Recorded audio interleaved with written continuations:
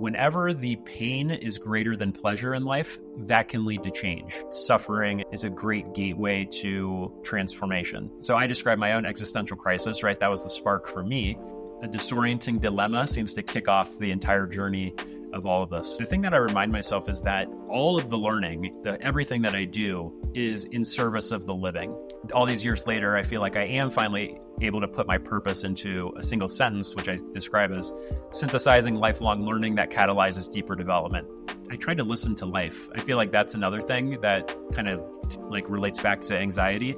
If you do find yourself in like a anxious or worrisome place or even a dark place, just try to pause for a moment and see what life is trying to tell you. If you're able to make this space where you can become aware and start that questioning and reflection process, it just helps a lot. The world is drowning in information but starving for wisdom. The world henceforth will be run by synthesizers.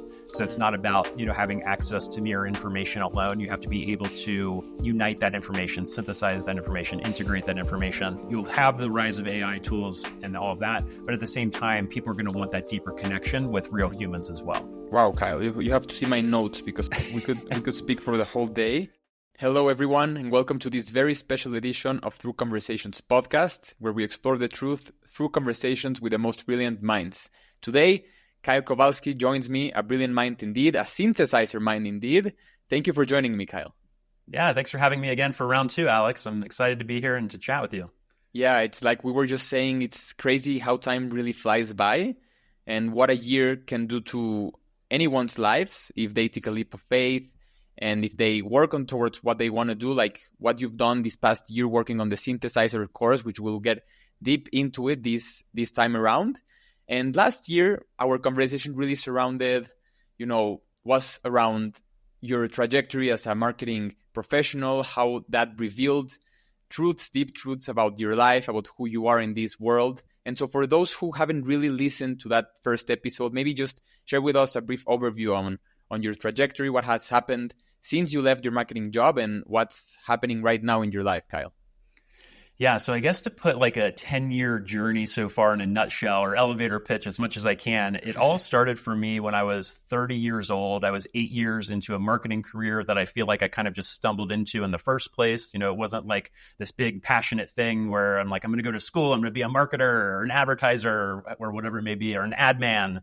It's just something that I kind of stumbled into. And sure enough, 8 years later, I woke up and found myself in this self-diagnosed existential crisis. And I think now upon reflection that the reason for that was that I had a combination of two things at the same time. And marketing is known for high hours, ebbs and flows in your career, long work weeks and things like that. And sure enough, I had that throughout my first 8 years, but it wasn't until my final job in my career where I was working 60 to 80 plus hour work weeks. And that combined with a lack of purpose. So the burnout plus purposelessness was like this dynamic duo or 1-2 punch that just knocked me out in terms of starting to ask all the questions about life. And I think it was probably like a middle of the work week day in 2015 at like 2 or 3 in the morning where I was working these insane hours. I was just staring at the ceiling of my bedroom. My heart was pounding, not able to fall asleep. And I was like, this can't be what life is all about. Surely there has to be more about this. So that led to this 6-week existential crisis, and everything that I've done since then in the last, I guess I should mention that after the crisis, there were 2.5 years of what I call increasing cognitive dissonance, where I started learning a ton about myself and about life. And what I was learning was offset by how I was still showing up, right? I was still showing up to this full-time marketing career that I didn't find purpose in.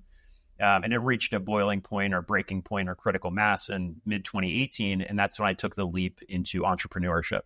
So since mid-2018, so actually right around today, at the end of May, is the 6-year anniversary of me taking that leap of faith into entrepreneurship, technically solopreneurship. It's just me over here. And essentially what I do is, you could call it, I've described it different ways over the years, but now I kind of describe myself as a self-education entrepreneur.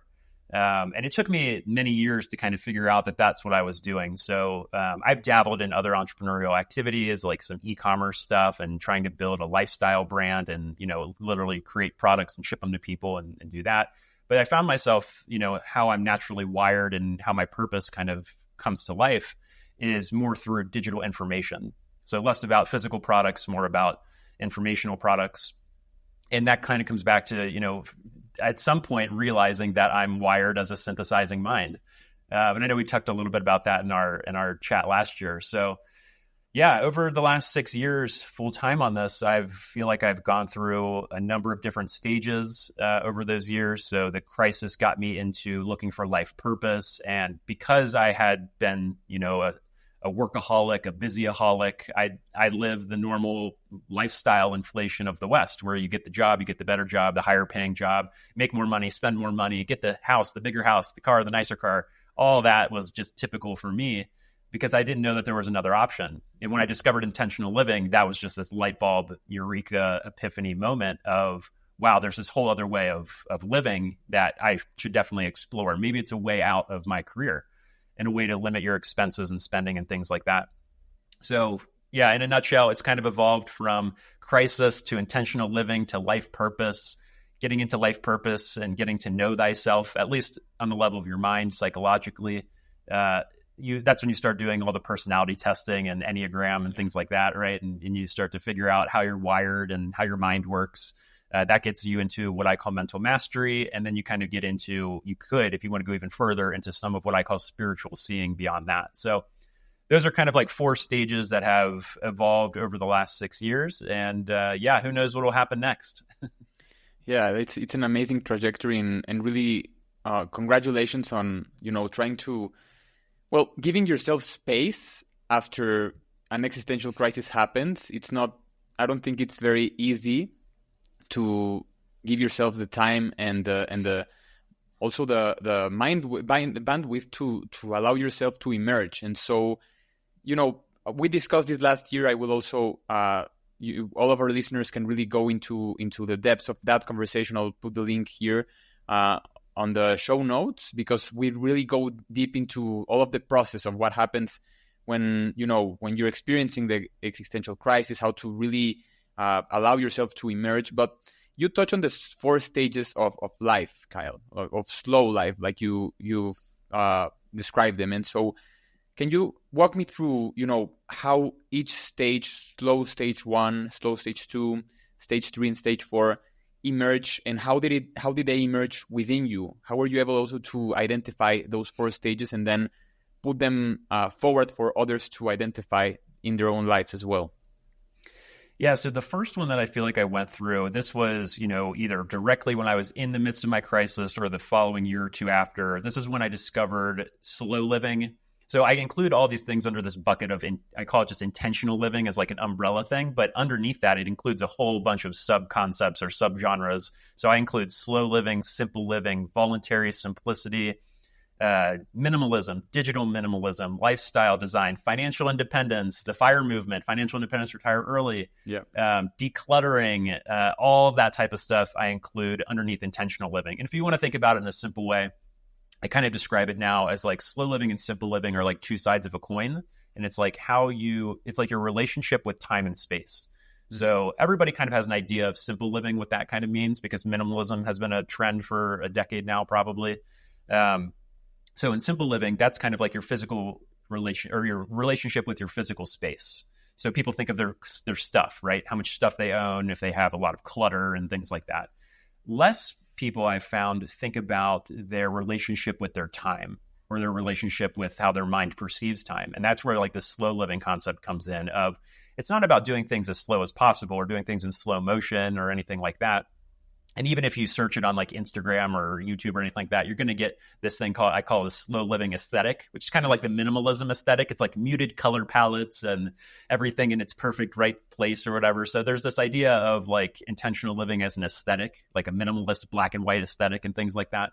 But I refer to it as a lifestyle. So I'm less worried about the aesthetic side of it and like the design side, and more about like, how does you actually, show up in your day-to-day life with this. So that really, this is when I discovered all of these concepts. It's why the Slow website is called Slow. It was because slow living was such a, contradictory idea of how I had been living. I had been living, the quote unquote American dream and what we would now call the rat race to a certain degree of, just trying to make it in the world and the whole lifestyle inflation thing. So all of these intentional living concepts were totally alien to me and totally new when I discovered them. And it was a huge epiphany. So that was kind of the gateway for me. And by addressing your external space, so that external time and space aspect, that frees up some of your internal space, right? So that gave me, to your point, some space to start to reflect on, like, and be able to question and inquire into all the deeper questions in life. I thought I was, asking all those deep questions back then. I realized that they only continue to get deeper. But that opened up enough space internally for me to start getting into what I call slow stage 2, which is all about life purpose. So I didn't have purpose in my marketing career, and I needed to figure out, well, if this isn't it, if life isn't, if I'm not going to work decades more doing this marketing thing, then what is it? And so you start trying to figure out, well, what could my purpose be? And I had our house in Kansas City at the time had whiteboard walls, like the whiteboard paint that you can use whiteboard markers on all of the walls. And I actually have photos of this that are like time stamped, where my entire 4 walls of my office at the time at our house were covered in notes, literally just trying to get to know myself and question things about myself. The Ikigai, like the 4-circle Ikigai diagram, was up on my wall at the time before I had redesigned it. So I was literally, willing and trying to do anything and everything to figure out, like, who am I? What could be more purposeful to me? What does purpose even mean in the first place? So that was really a huge stage for me in really 2016 and 2017 of not necessarily trying to put my purpose into a sentence. I couldn't do that for years later, but trying to get enough direction in life to know, okay, it's not this over here, but it's resonating more over here. So I'm going to follow that direction. So that was kind of like, those initial steps. What you will find if you do that and start to get to know yourself is you're really starting to get to know yourself psychologically, like on the level of your mind. So as I mentioned, all those self-assessments and MBTI, personality typing, and Enneagram, and DISC, Clifton Strengths Finders, which I think is now called Clifton Strengths. A lot of people that are employed have probably done Clifton Strengths or Strengths Finders, where it gives you your top 5 strengths. All of those different self-assessments I had done over the years. And what I tried to do at one point was to synthesize them. So what do all these different self-assessments? You always have to be wary of self-bias, right? You can kind of trick yourself in some of these things. So it's good to get outside feedback as well. Like feedback from colleagues, or if you have performance assessments from your workplace or school or anything like that, that helps give you like a third-party perspective as well. But in terms of the self-assessments, I tried to connect the dots. So I tried to synthesize a sense of self, essentially, of, this says this over here, that really resonates. And it's this idea of, this happens all the time, and you've probably experienced this too, where you have this intuition or felt sense about something, but you can't put words to it yet. It's like on the tip of your tongue almost, but you don't have the words for it. And then once you read about it or hear about it or learn about it in some way, shape, or form, it gives you the words to be able to articulate something that you already intuitively knew or had a felt sense of. And so I've had a lot of those like epiphanies or aha moments over the years where it's like, oh yeah, that makes perfect sense. That's exactly like how I'm wired or how my mind works or what have you. So that gets you into all of that. I would consider slow stage 3, which I call mental mastery. It's all and I kind of include biology in here too, but it's like biology and psychology, especially at the level of your own mind. And then slow stage 4 is the most recent development. I actually didn't have this in the framework initially when I was trying to make sense of myself, but I started to realize that there are limits to the mind. And this kind of gets you into spirituality. And when I refer to spirituality, I don't mean anything woo-woo or new agey or anything like that. When I refer to spirituality, the definition that I've kind of come up with, to the extent that you can even define spirituality, is that spirituality is about how to see who you are beyond your mind and self in your own direct experience. It's kind of as simple as that. And that's kind of the essence that I've distilled or synthesized from both East and Western spirituality. And I'm actually doing something that I launched this year called Wise Walk, where I wanted to, this is how all of my products and projects and things come about. I've realized is that I have like a need in my life for something, and I realize that there's not an existing product or service to meet that need. And so there's, as they say, if you need something that doesn't exist, you must create it. So I realized, okay, I've got to create this thing. And what I wanted to do, and the reason it's called Wise Walk, is because it combines, I wanted to be more active. So there's some data that says that you should be getting a minimum of, I actually got this, I think, from Brian Johnson, who runs Heroic. It used to be called Optimize.me. he has some data that he references where you should be getting a minimum of like 5,600 steps per day in terms of activity. And I realized that, so much of the synthesizing way of life is a pretty sedentary way of life. And so I'm like, okay. And I use an Oura ring to track my steps and my sleep and things like that. And I've been using that for years. And I realized, okay, on an average day, I'm not even getting 5,600 steps, even if I do like a workout or something. So I'm like, okay, I need to, and I want to increase my physical activity just by getting more steps in throughout the day. So that was one hand. And the flip side was, well, what's going to motivate me to go walk for 30 minutes every single day? And that's where I realized, okay, I want to keep learning more about spirituality and get more perspectives from spiritual teachers and things like that. So I decided that I'm going to listen to 30 minutes of a different spiritual teacher every day, and have a different spiritual teacher every week. So 52 teachers over the course of a year, 30 minutes per day. And I'm going to combine both. I'm going to call it Wise Walk. And I pitched the idea to some other people. And sure enough, I have a group of about 75 of us who signed up that are kind of doing this. And it's amazing. I think we're about 20 weeks into it now at this point in the year, because we started right on January 1st. So we've had exposure to 20 different teachers now. And the themes that you start to see from different teachers, and you start to, again, distill the essence and synthesize and connect dots across them. It's amazing just the thematic connections that you can make across different spiritual teachers. But it's been really eye-opening. I'm really glad I did it. And I'm glad I did it with other people, because that accountability of needing to show up every day has been really helpful. But anyway, that's a long-winded way of saying slow stage 4 is what I call spiritual seeing. The other ways you could describe this are spiritual realization. You could even just describe it as timeless wisdom. So it's kind of like that perennial wisdom that has existed for centuries and millennia and things like that. So just trying to expose yourself to more of that. So yeah, in a nutshell, those are kind of the 4 slow stages. And then the base of all of that I kind of realized, like, those are differences or stages or phases that I've gone through. But there has been one thing that's been consistent throughout all the stages, and that has been this idea of lifelong learning. And that has been what has been, the base, the foundation. I call it like the stage support or the structure for all those stages, is the idea of you're constantly questioning or inquiring. The questioning leads to learning, and the learning leads to developing. And by developing, which you could call perspective transformation or vertical development or psychological development, any of these words are kind of synonymous, adult development. Anything related to development leads to new questioning. So it's this constant like flywheel circle of you're questioning, you're learning, you're developing, which leads to ever deeper questioning, to learning, to developing, to ever deeper questioning. And so that's this constant, that's essentially the essence of what lifelong learning is. And being a student of life is this, just following that cycle and seeing how it unfolds. Wow, Kyle, you have to see my notes, because we could speak for the whole day on all of what you said, because it's brilliant and it really does resonate.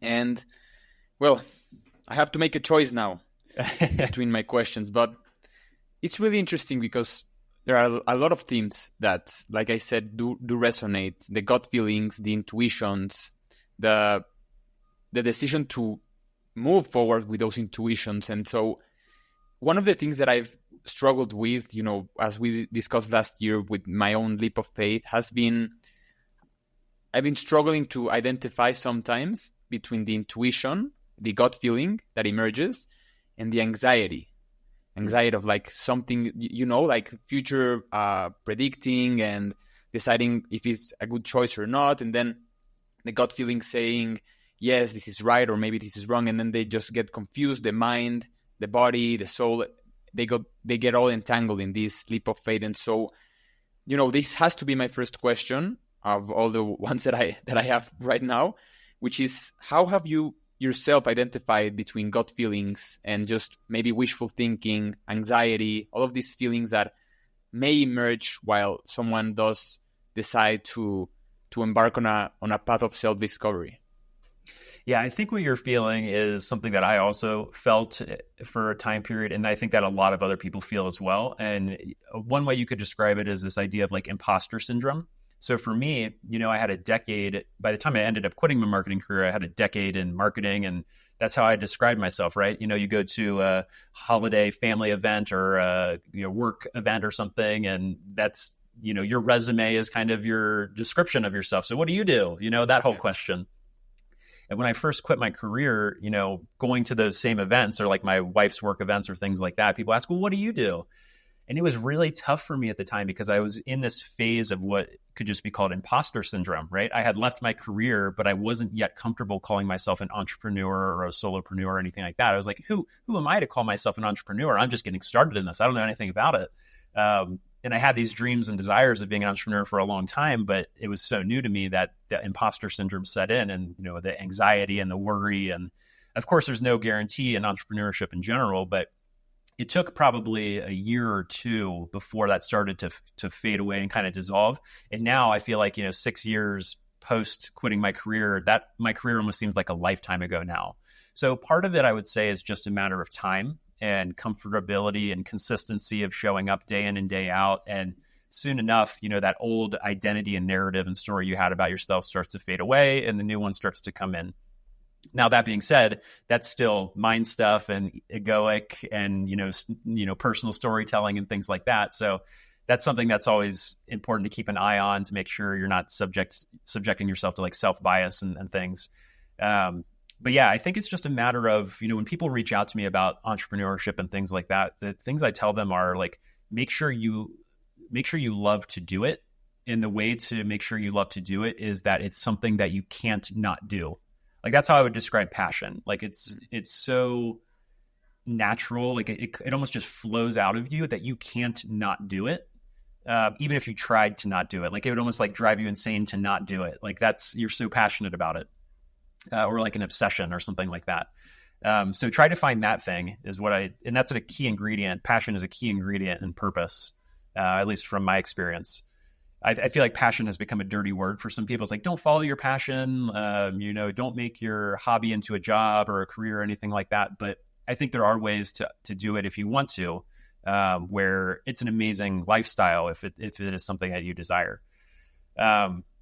So I think that's a big part of it. And then it's a matter of consistency. So in terms of entrepreneurship, I mean, not everybody wants to be an entrepreneur. There are ways that you can do job crafting. Like if you find purpose and you want to just job craft your career or your role at your company or change jobs within the same career or do a career change, but you're still employed. Like there are a million different ways to find a more purposeful work environment or role for you.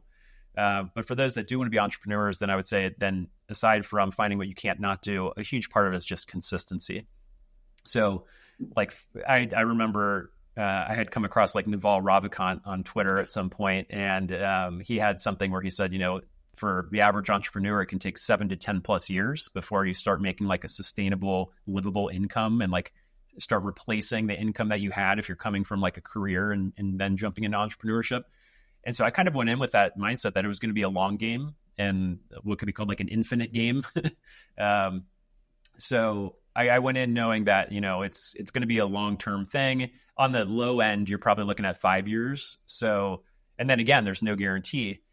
So it's that idea of combining what you love, what you can't not do, which is easy to show up to every day. Like there's no procrastination in it because you love to do it. And so you're just doing it and you do it day in and day out. And everybody has to start with that audience of one, just yourself. But you keep showing up because you love it yourself. And then sure enough, you build an audience over time. Things compound over time. But it is a long game. So it's all about love and consistency in the end.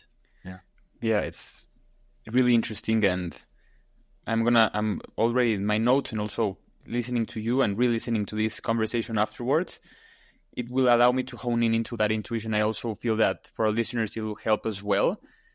And, you also mentioned on long-term thinking, long-term envisioning, and also embarking on a long journey, which is paradoxical because when you embark on these journeys, time flies by. Like just a year ago we talked and it feels like a month ago.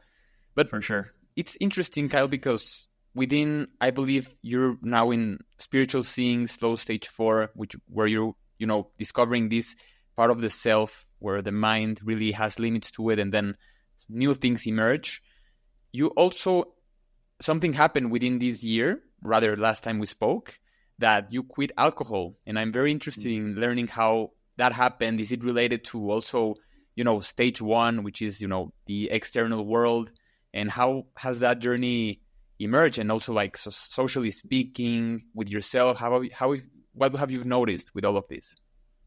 Yeah, so that's a great question. I would consider quitting alcohol as like a lifestyle design decision, so like a slow stage one intentional living thing. The other thing that I'll mention, I guess, before getting into the alcohol piece is I've done another no insert the blank year for clothing. So I did like a no buy year for clothing where I spent $0 on clothing for a year. And it actually, after the year, it just went to like 16 months and then even longer. And I think I had to break it because I had to buy a suit for like a friend's wedding or something. But it was a really good reset to, at that point, I was really inspired by the FIRE movement, financial independence, retire early. Yep. And like Jacob Lund Fisker of Early Retirement Extreme, who you've talked to. So that whole movement really inspired me, and I tried to take some inspiration and turn it into practical action. So I did the no buy year for clothing. I seem to have an all or nothing personality type in a lot of ways. So it's a good, if you want to like completely break a habit or change a habit, for me, quitting something cold turkey for 365 days is a great way to do that. And everybody has debates over, how long it takes to build or break a habit. Is it 66 days? Is it 250 something days? Is it whatever? But for me, a year is a nice, start and end, especially if you start at the beginning of a year. But for alcohol, that was a little bit different because it was actually just over a year ago. And actually, I just hit the year and 1 month of no alcohol. So I just kept it going so far. But it happened because I realized that even like one or two drinks, even like one or two glasses of wine would start giving me a headache, and or I'd wake up with a hangover from like almost no alcohol. Maybe it's just a matter of getting older. I'm in my late 30s now, so maybe it's just that. But it became this kind of repetitive thing where I realized, okay, the net benefit is actually negative now. So the pleasure from drinking is offset by more pain. And whenever the pain is greater than pleasure in life, that can lead to change. So that's kind of what I've realized in a lot of these things. And that's a trigger for so many things, right? Suffering is a great gateway to transformation in any way, shape, or form. It can be small stuff. It can be big stuff. People talk about like turning your wounds into wisdom or turning your trauma into treasure. There are different ways to phrase it, but suffering is obviously a key catalyst, especially on like the spirituality side and things like that. And I didn't realize how common this was. So I described my own existential crisis, right? That was the spark for me. And I actually just recently went through Maria Popova of the Marginalian, formerly Brain Pickings. Her spark was, she's basically my same age, but she got started earlier than I did. But hers was due to depression and dissonance, cognitive dissonance. And funny enough, she worked in marketing and advertising too. Ken Wilber, founder of Integral Theory, his was trying to figure out an escape from what he called the sour life. So literally, like he was starting to read all of the like existential writings and philosophers and spiritual teachers and things like that when he was younger as a way out of the sour life that he found himself in. So this is very common. And there's a concept that I came across in the last year or so called Transformative Learning Theory, founded by Jack Mesereau. And it was another epiphany moment for me because the whole journey of transformative learning starts with what he calls a disorienting dilemma. So whether it's an existential crisis, the sour life, depression, dissonance, you name it, it can be something big, it can be something small, it can be sudden, it can be gradual. It comes in obviously many different flavors, but a disorienting dilemma seems to kick off the entire journey of all of us. So yeah, that was a long-winded answer of all of it, but that's how I got into starting the no alcohol year. It was another disorienting dilemma, you could say, of realizing that the pain from drinking was greater than the pleasure, and then that happening frequently enough where you start to realize, like, man, I think I should change something here. And so, like I said, I'm kind of all or nothing personality type, so I'm like, I'm just going to go cold turkey. This was April of last year. I'm just going to go cold turkey and see if I can make it a year without drinking. And my wife actually laughed at the time when I told her that because I hadn't joked, but I had like mentioned in the past, like, I'm going to quit alcohol. Everybody says it right after they have a bad hangover or something. And I had dabbled in it before. I think before this, the longest I had quit was like 45 days. And then before that, I had quit different types of alcohol. So at one point I quit liquor. Another point I quit beer, and then I was wine only for a while. But this one, I just did cold turkey everything. And it's actually been really nice.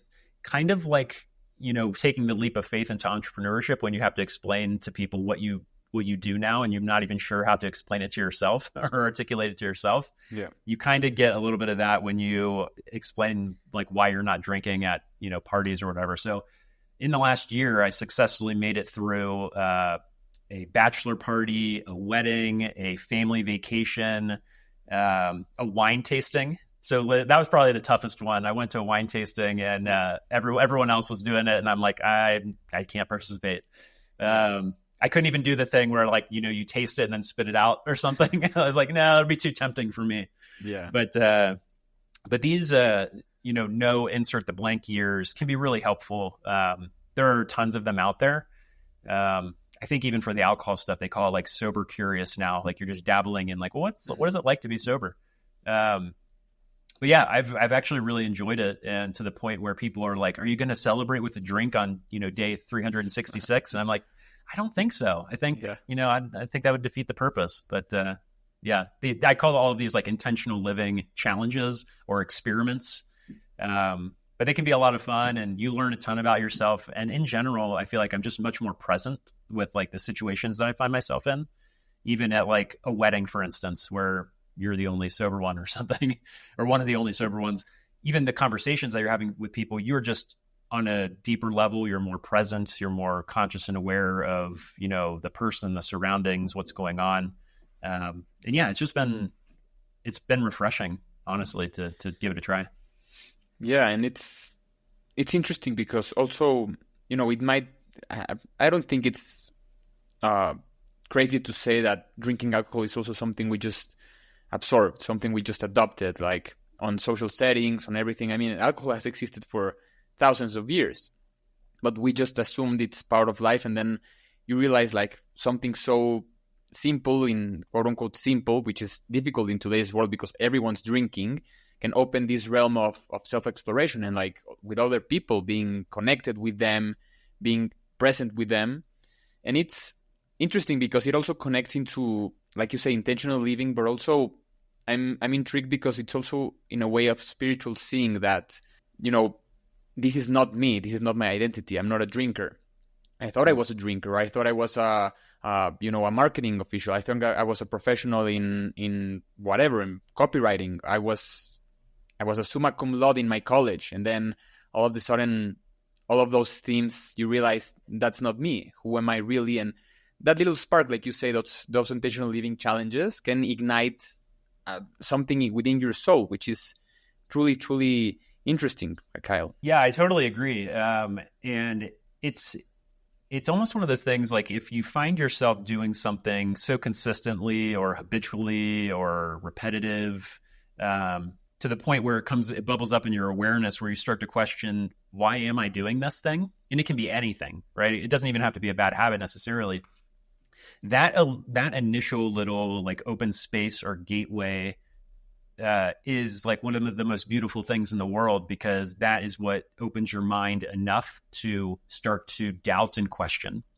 And really the entire process starts with that questioning, no matter what it is. It starts with questioning. It starts with inquiring, whether it's about yourself or anything else in the world. That's what I've realized is the key. And that's one of the things that's been consistent for me, is that, even if you ask the question, who am I? The answer that I would have given you in each of those slow stages, or at the very beginning or before the beginning of slow, even the answer for that would have been different in every single one of those stages. So even the same question can have different answers, but that act of questioning is definitely a key. And here's where I have a curiosity of my own, and then I promise we'll get into synthesizing and the synthesizer course, I promise you. But I'm very intrigued because it does seem, Kyle, that you've been able to combine two worlds with all of your self-discovery journey, which is trying to get the best of the outer world. And this is me just, you can correct me if I'm wrong, but you mentioned that you like to keep track of things. You mentioned that, you track how many steps you do, and then that ignited the path into creating the wise walk, that spiritual journey. And then on the other hand, you keep this openness into who am I, and this self-fulfilling cycle of questioning and then execution and development. How can we prevent, falling into the trap of keeping metrics of all of our time alive? Because I feel that also is kind of something we've adopted in today's modernity, where everything has to be tracked.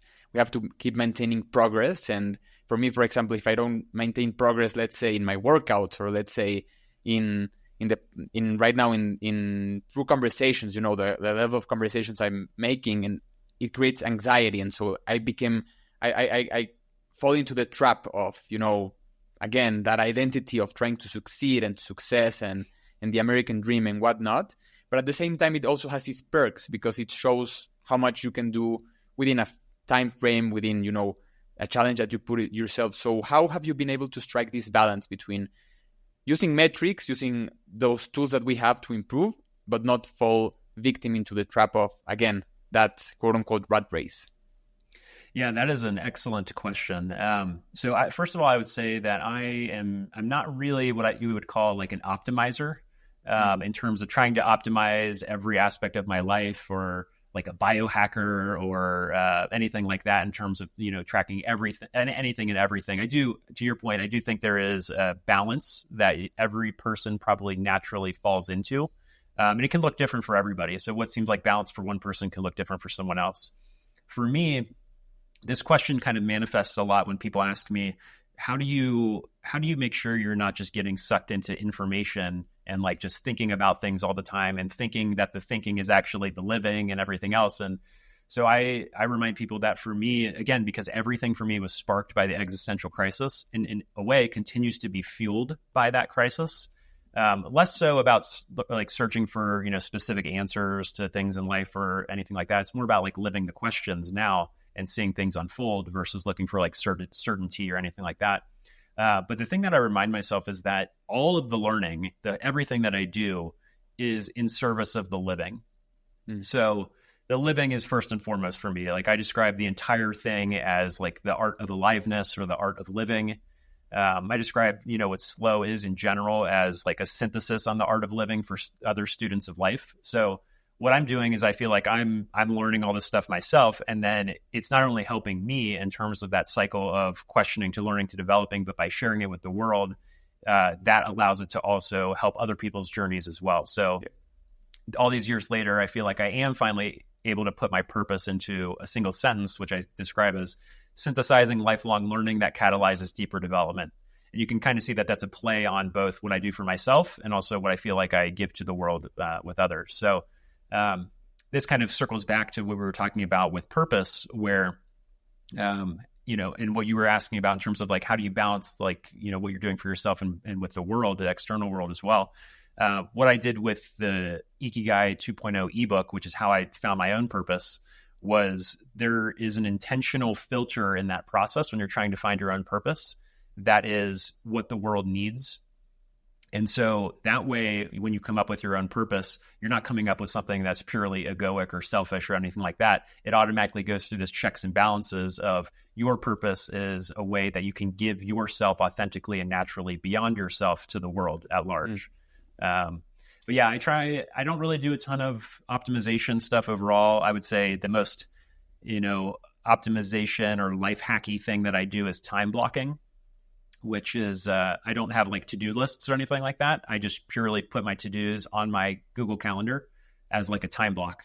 And that's how I manage my entire, schedule and life essentially, which I feel like helps a ton. But in terms of optimization, other than that, yeah, I don't do a ton of it. I try to listen to life. I feel like that's another thing that kind of like relates back to anxiety. If you do find yourself in like a anxious or worrisome place or even a dark place, just try to pause for a moment and see what life is trying to tell you. Because if you're able to pause and be aware in that moment, then you can start to question. You can't question what you aren't aware of. So, and that leads to all the questioning about like, why am I feeling this way? How did my mind get in this place? And then that gets to deeper questioning and things like that. So if you're able to make this space where you can become aware and start that questioning and reflection process, it just helps a lot. Yeah. Wow. Yeah. And it's I also don't consider, of course, from the outside, I don't consider yourself as an optimizer. Yeah, I just invented Either a new one. word. Either one. But it's interesting because, again, like, I do consider you a successful person in the new definition of like trying to build your own path and also share your path with us, which has created an impact on my own path as well. And I believe that for many of your listeners, for maybe of your subscribers on your newsletter, and also with your new course, the Synthesizer course, which I think it's a perfect way of discussing it right now, you'll impact even more people. And so talk to me about this idea. Maybe, I kind of understand what synthesizer means, but I would also love for you to expand on what really synthesizer means, what's a synthesizing mind, and why is it so important in today's reality where, like you say, you hinted on it on your previous intervention, which was there's a lot of information out there. There's a ton of information. We've never had so many access to so many minds, so many facts about their lives, about the universe, about reality, but at the same time, we can't really make a ton of sense of it. And that in itself has sparked also like a meaning crisis in a lot of people because there's so much out there and there's so little to make sense of it. We don't have the skill sets. And so with that, I think your course comes into mind, which is synthesizing. But please, Kyle, let me not spoil your ideas, please. No, you nailed it with, I don't think anybody would question that we're living in like the information age, but not even the information age. And these days, it's like the information overload age, right? So we have all kinds of information. We've got fragmented information, polarized information, specialized information, mis and disinformation, fake information. So I don't think anybody would question that these days, but what I realized was that the information revolution hasn't yet become the integration revolution. So we've yet to be able to integrate all that information, to your point. Another way I describe it, or I've seen it described, is that the World Wide Web hasn't yet become the World Wise Web. So that's kind of an interesting, play on it too. But for me, it was a combination of realizing that my own mind is a synthesizing mind. And again, this was not something that I had the words for when I first started out and was on this journey. But at some point, I think a combination of Maria Popova, who we touched on a little bit earlier, and Howard Gardner, who has something he calls the 5 frames of mind. One of those 5 is the synthesizing mind. And as soon as I read the description for that, I'm like, oh my gosh, that is exactly how my mind just naturally seems to work. I had no idea that there was a term for it. And so that's half the battle, right? Is realizing that something exists that you didn't know, but again, you intuitively had a felt sense of. And as soon as you heard about it or read about it, you're like, that is it. So having the words to be able to describe it is half the battle, I feel like. And then the other half is realizing how you can leverage it. So after you know that it exists and that it is something that describes you, how can you leverage it? So what I realized was that on one hand, it's another, kind of selfish endeavor of trying to make sense of myself, right? That's kind of the impetus first and foremost of if something doesn't exist, you must create it. And so I realized there isn't a course out there about, how to know and use a synthesizing mind. There are tons of note-taking courses out there. There are tons of writing courses out there, but where are all the courses about thinking, especially like high quality, higher order level thinking? And the way that Howard Gardner describes it, Howard also references Murray Gell-Mann. I hope I'm pronouncing his name right, like a Nobel Prize laureate. He said, Murray Gell-Mann described it as that in the 21st century, the most important mind will be the synthesizing mind. And then, of course, everybody seems to know the E.O. Wilson quote, which is that the world is drowning in information but starving for wisdom. The world henceforth will be run by synthesizers. So it's not about, having access to mere information alone. You have to be able to unite that information, synthesize that information, integrate that information. And that's from E.O. Wilson's book, Consilience. In consilience, the word itself means that it's evidence from multiple disciplines pointing to the same conclusion. And so you're kind of synthesizing, across disciplines in an interdisciplinary way. So what I tried to do was with the course was take everything that I've learned over many years. I mean, and in some cases, this is a lifetime, right? Because it's how I seem to be wired.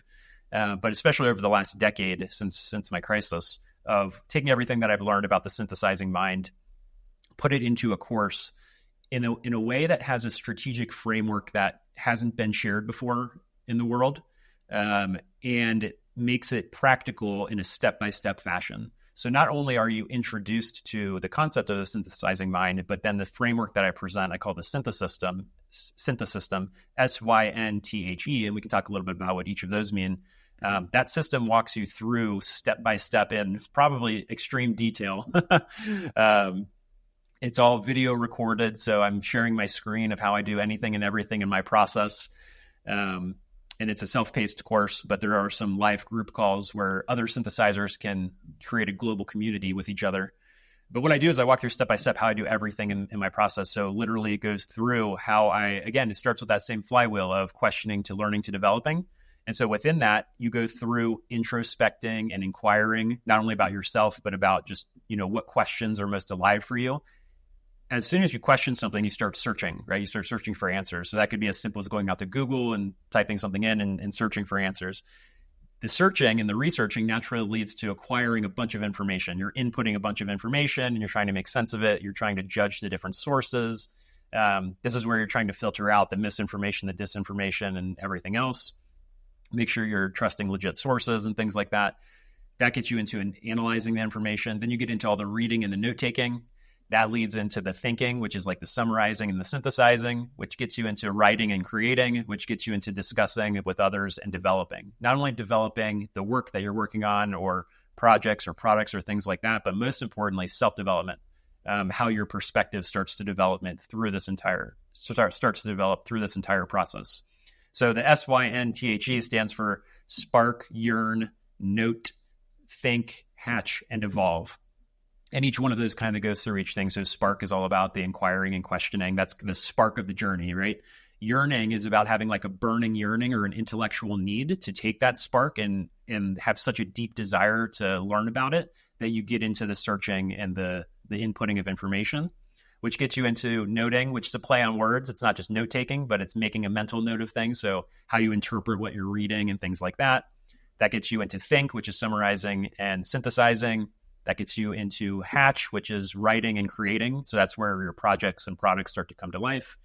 And then finally, you get to evolve, which is all about discussing and developing. So you start to get feedback from other people. You put your projects into the world, see how they do, whether they're, paid things or not. It could just be as simple as like writing a synthesis article where you read 3 books about a single subject and you synthesize them all together or something like that. And then you develop. So that means, again, another play on words of you're developing, you're iterating on the project or the article that you wrote or whatever it may be. And you're also doing some form of self-development as well, just as, a byproduct of the whole thing. So it's pretty comprehensive in terms of a course. But as far as I can tell, there's nothing like it that exists on the planet at this time. So I'm hoping it can be a beacon for other synthesizers. It's the course that I wish existed years ago, so I could make sense of my own mind and figure out how I could also build it and leverage it in a way that would be useful not only to myself, but also to others. So I'm hoping it can be a beacon out there for other synthesizers as a place where they can kind of call home and learn more about their own mind. Absolutely. And I have a gut feeling, this is a side note, but I will also execute on that side note. I feel that a conversation between you and David Perel, the creator of Rite of Passage, would be so interesting also in that way, because it's so important not only for writing, but again, like thinking and all of those themes that you've touched upon, but writing in itself gets distilled through this process that you break down, the Synthe system, which I'm going to reach out to David. Hopefully I can make that connection. But your course, Kyle, also comes in such a timely space and time, which I'm playing with words in this conversation in a weird way. But I feel that with the rise of AI and with the rise of this automation of jobs, a lot of people will find themselves thinking more. Maybe because of their own decisions, but also because their job has stopped to exist. They were laid off and will have all of this free time to either go into boredom or rather obsession with addictions of, dopamine, instant gratification, just get not into that self-inquiry mindset that you have. And on the other hand, those people who do decide that their free time can be to unleash their creative potential, to be unleash their identity, their true self, question that identity in itself. Also, the job comes first identity, but it also comes in a very perfect time because, again, with AI, not only the automation, but also the dis and misinformation, like you said, will explode. Like it's right now, it's kind of it's blurry, but you can still identify what's real and what's not real.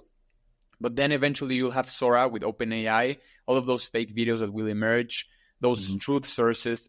We won't have an idea of what's really out there, and because we're glued into our screens and our screens are defined as reality. And so I do believe, kudos to you that your course comes in such a timely manner, because again, I also love to hear your thoughts on these themes of AI and how that it'll impact in, the sense of self and understanding reality.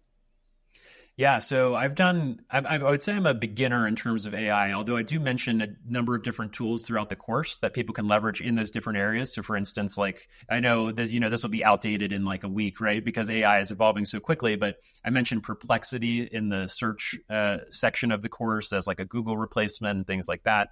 I mentioned a number of other ones throughout the whole thing as well. So I think right now I'm of the mindset that AI, the tools that even exist so far today, can be good supplements to what you do in terms of your workflow and things like that. You can have a conversation with AI. You can bounce ideas off of AI. The downside, though, currently still is that because people have asked me, well, do you think AI is going to replace what you do with Slow in terms of synthesizing things and things like that? And I'm like, well, not really, because you still as the human mind have to be the fact checker for an AI synthesis. So for instance, if I go out to Perplexity and search something and it gives me a synthesized answer and it shows me the 5 sources it got information from or whatever, and I know a ton about that subject or whatever it may be, I have to be the fact checker to say, actually, the answer it's not giving is correct, right? So you can't just fully offload your trust to the external AI mind. You have to still be your own fact checker, which means you still have to know your stuff. So the human mind is still going to be a very important component. And I think with the rise of AI, you're also going to have the humanization. I think you're going to see humanization of, real humans doing their thing and whatever, grounded in the real human lived experience, have an increasing importance as well. You'll have the rise of AI tools and all of that, but at the same time, people are going to want that deeper connection with real humans as well. Yep. So I think that's going to be a key piece of it. But I'm interested to see how it all continues to unfold. I have even thought about, I guess I'll mention 2 other things here on AI. I've thought about how I can leverage AI in my own workflow, for instance. So the things that come naturally to me, since I'm introverted, are reading and writing, and then an output of the written word in terms of articles and book summaries and things like that, and the visual word in terms of infographics, but they're like static visuals, right? So I don't have my own podcast. I'm trying to do more on YouTube starting this year, but so far, I haven't really been on camera a lot and things like that. So you can tell the difference. There are things that come naturally to me and things that are going to be a little bit of a stretch outside my comfort zone. So I've thought about, okay, well, there are tools like 11 Labs where you can do a 99%, match of cloning your voice. So could I clone my voice and have it read slow book summaries and blog posts and things like that, and then put those on YouTube? Could I even create a deep fake video version of myself with the cloned voice and have it read, blog posts? But then the flip side of that, this is the second thing I'll say, is that you are now in the stage where, let's take Alan Watts, for instance, very popular philosopher, or how he described himself as a spiritual entertainer. Alan Watts, people have cloned Alan Watts, his voice, and then they write their own copywriting, and then they have Alan Watts' voice say it.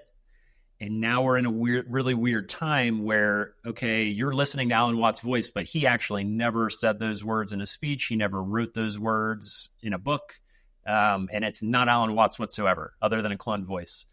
So it's going to be increasingly important to be able to distinguish, the original sources and primary sources of things, and for you to be your own fact checker, which makes the synthesizing mind even more important, I feel like, to be able to have a holistic understanding of any subject, to be able to do that.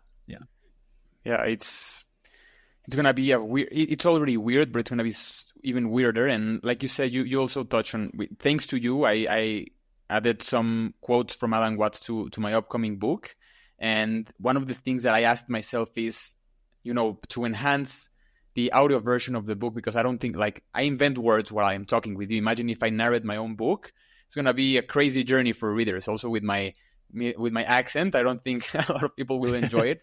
I like my accent, but, I understand what narration, you need a professional. But I was thinking that with the quotes of those people, like Alan Watts, who no longer lives, how interesting would it be to create that deep fake voice? It sounds very bad, deep fake, but I would use it to honor him. Like maybe in the audiobook itself, he can narrate those quotes. If I can't find the keynote where he said it, maybe add those things. But that's a topic entirely different in itself for another conversation. Yeah, that gets into like intellectual property, and but it would be interesting. To your point, it'd be interesting, right? If the Alan Watts organization, who owns the copyright intellectual property stuff of, I think it's Mark Watts, his brother, maybe, or son, I can't remember, who runs that organization now and is still kind of in charge of all his content. But if they cloned his voice and used it to read Alan Watts' own words from a book that he didn't narrate himself in terms of an audiobook, that would be super interesting, right? Because then it's just the actual voice with the actual words. But again, it's going to be up to the consumer of information to be able to understand what is and what isn't real. Yeah. Yeah. And this is why your course is so important, because like I mentioned, and just to add to that is, with AI, I believe there's going to be a huge premium into thinking critically, into really synthesizing, like you say, into curating ideas, into understanding reality for what it is, and also understanding the self, because the only thing that right now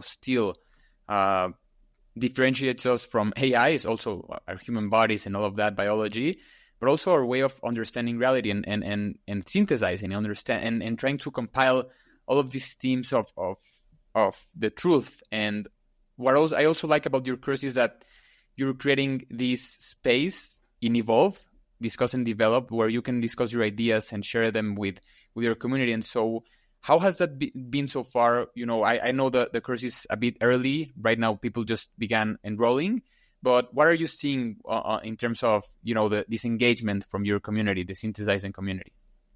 Yeah, the feedback has been overwhelmingly positive so far. It's been really humbling for me, because it's always an interesting thing launching something new to the world, especially something that you've worked on. I worked on this course off and on for years, trying to hone the whole Synthe system. And I feature a bunch of other super synthesizers throughout the course, many of who we've mentioned in this conversation, like Maria Popova, Howard Gardner, Ken Wilber, some of the greatest living synthesizers that are out there.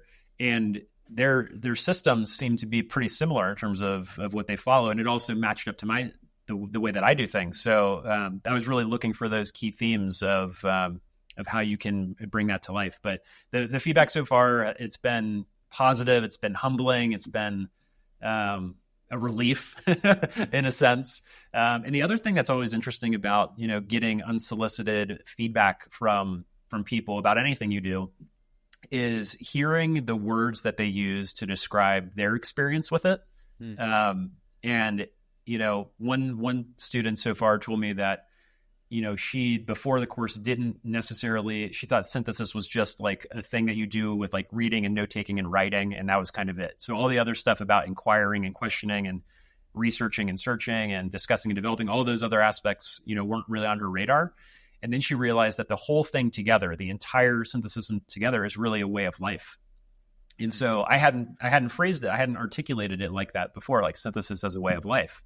And I was like, oh wow, yeah, that is kind of exactly how it is. So it's almost one of those things where you, even though you're the quote unquote teacher in a sense, are learning from your students' feedback and interacting with each other. So that discussing aspect, so whether it's dialogue or dialectic. This gets into like the Hegelian dialectic a little bit of like thesis, antithesis, synthesis, or just dialoguing. The other thing that's fascinating is like Ken Wilber talks about his process as self-talk. So he has dialogue with himself. So he'll read, anything and everything from all these philosophers and spiritual teachers. And he says he's read virtually all of them. I think he just recently, last year maybe, turned 75 years old. And he's published over 20 books at this point in his life and everything. And He talks about it as self-talking. So he'll read all these people, and you're kind of having a dialogue with the authors, whether they're dead or alive. And then he'll talk to himself about what he's read with those people. And so that's like this, conversation that you're having with yourself. And then you can also have conversation with other living people at the same time. So all these different forms of dialogue and dialectic and discussing are really interesting and a really important part of the process. And of course, that doesn't have to wait till the end, but you can do that at any stage throughout the process. But yeah, it's a piece that you can't skip for sure. Listen, I can't wait to jump in. I haven't jumped in yet. I will, I promise you, this week. And I really encourage all of our listeners and people who are watching on YouTube to really take a deep dive into not only the course in itself, but also your website, because it's one of the most thoughtful and thorough websites out there. All of what you do is really thorough, and it allows us to examine your ideas and also how you've be influenced from ideas from other people like Alan Watts, for example. And I do encourage all of our listeners to take a look into the Synthesizer course. I will do it myself. Maybe we can do it together, all of us.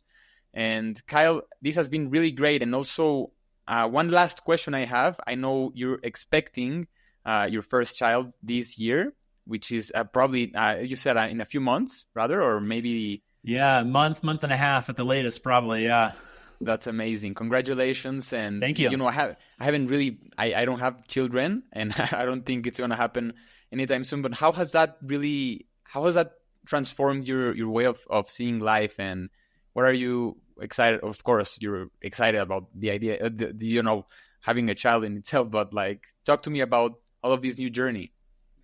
Yeah, it's for sure a good like perspective reset on life. It's like a completely newfound perspective that, not to mention, you get exposure to a completely new corner of the internet that you never knew existed of all things parenting.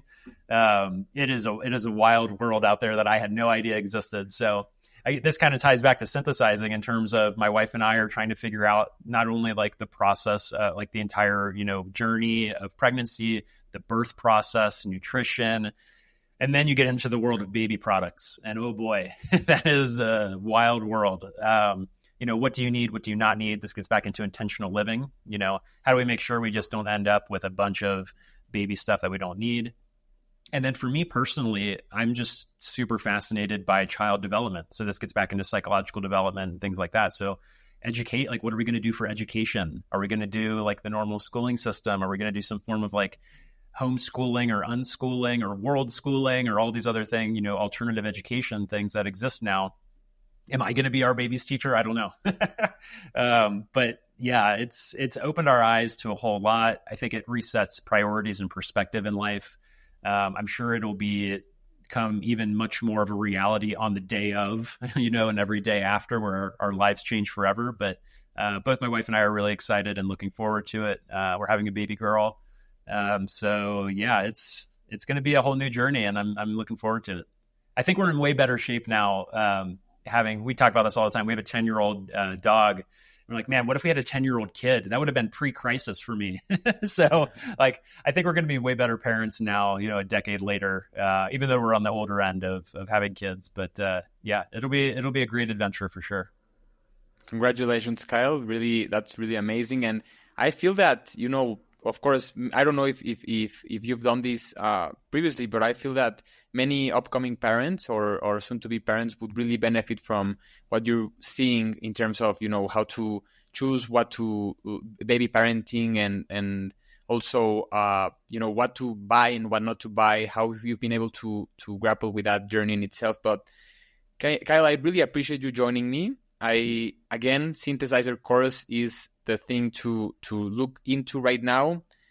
It's gonna put a premium not only into self-development, but I feel that in terms of sense of self, but also with the rise of AI, I do feel it's one of those breakthrough courses, and I can't wait to dive into it myself. But with that, Kyle, thank you so much for joining me, and let's not make it a year again for us to discuss, even though it passes like a month, but let's talk soon again. Yeah, it sounds great. I'm all for round 3, and I really appreciate you taking the time to have another conversation with me, Alex. This is fun. Thank you, Kyle. Take care.